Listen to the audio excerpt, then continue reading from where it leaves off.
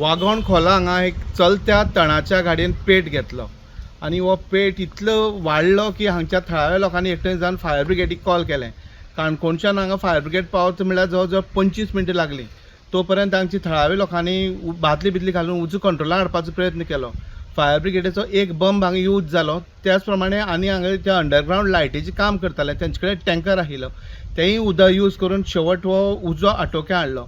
हांगा लोकल्सां आमी विचारलें हो उजो पेटपाचें कारण कितें काय म्हणून. जो ही गाडी जी आसा ही गाडी वागोण खोला हांगच्यान तण घेवन भायर सरलेली आनी जे लायटीचे वायर ते सकयल आसा ते लायटीचे वायरी तणाक एकामेकाक टच जाल्ले कारणान ते स्पार्क येयलो आनी तण थंयच्यान पेट घेवन ही गाडी जवळ जवळ 3 किलोमिटर हांगा पेटत हांगा येयली.